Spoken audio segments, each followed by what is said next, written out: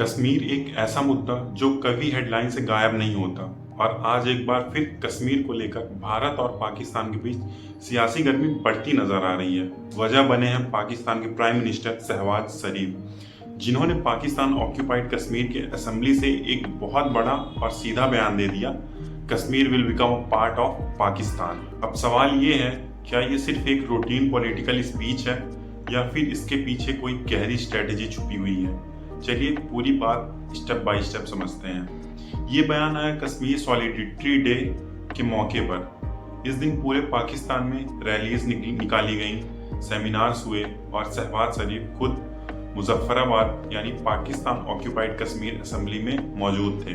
वहीं से उन्होंने कश्मीरी लोगों के सपोर्ट में ये स्ट्रॉन्ग मैसेज दिया।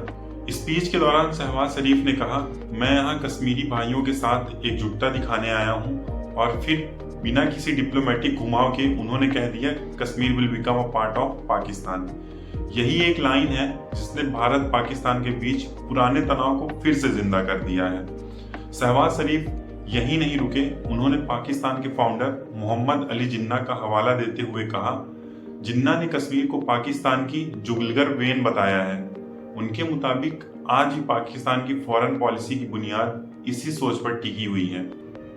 यहीं से बात थोड़ी डिप्लोमेटिक हो जाती है। शहबाज शरीफ का कहना है कि कश्मीर डिस्प्यूट का सॉल्यूशन तभी निकलेगा जब कश्मीरी लोगों की मर्जी का सम्मान हो और यूनाइटेड नेशन सिक्योरिटी काउंसिल के रेजोल्यूशन को इम्प्लीमेंट किया जाए।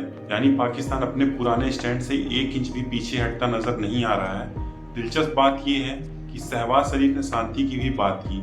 उन्होंने कहा, पाकिस्तान रीजन में पीस चाहता है, लेकिन तुरंत ही एक शर्त जोड़ दी, ये शांति सिर्फ इक्वालिटी और जस्टिस के बेस पर ही मुमकिन है। अब अगर भारत के स्टैंड देखें तो न्यू दिल्ली का रुख बिल्कुल क्लियर और दो टूक रहा है। इंडिया का कहना है कि जम्मू एंड कश्मीर और Ladakh was, is and will always remains a integral part of India. साथ ही भारत पाकिस्तान पर क्रॉस बॉर्डर टेररिज्म को बढ़ावा देने का आरोप लगाता रहा है, जबकि पाकिस्तान इन सब आरोपों को खारिज करता आया है। अपनी स्पीच में शहबाज शरीफ ने मई 2025 के इंडिया पाकिस्तान के 4 दिन के मिलिट्री कॉन्फ्लिक्ट्स का भी जिक्र किया। उनका दावा है कि कॉन्फ्लिक्ट्स के बाद कश्मीर इशू को इंटरनेशनल लेवल पर फिर से पूरी ताकत के साथ उठाया गया। साथ ही उन्होंने इंडिया पर टेररिज्म थ्रू प्रॉक्सीज का आरोप भी लगाया, जिसे इंडिया ने पूरी तरह से डिनाई किया।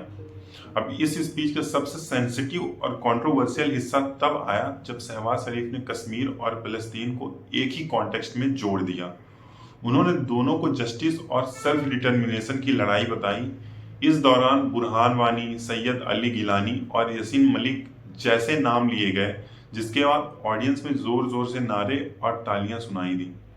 यहीं पर पाकिस्तान के प्रेसिडेंट आसिफ अली जरदारी का भी स्टेटमेंट आया। उन्होंने कहा कि पाकिस्तान कश्मीरी लोगों को मोरल, डिप्लोमेटिक और पॉलिटिकल सपोर्ट देता रहेगा और ये मुद्दा इंटरनेशनल फोरम पर उठता रहेगा। तो दोस्तों, शहबाज शरीफ का ये बयान सिर्फ एक स्पीच नहीं बल्कि एक बार फिर याद दिलाता है कि कश्मीर का मुद्दा आज भी इंडिया पाकिस्तान रिलेशन का सबसे सेंसिटिव और एक्सप्लोजिव इशू बना हुआ है। आप क्या सोचते हैं, क्या ये सिर्फ कश्मीर सॉलिडेरिटी डे तक सीमित एक पॉलिटिकल रिहॉट्रिक है या फिर आने वाले दिनों में टेंशन और बढ़ने वाली है?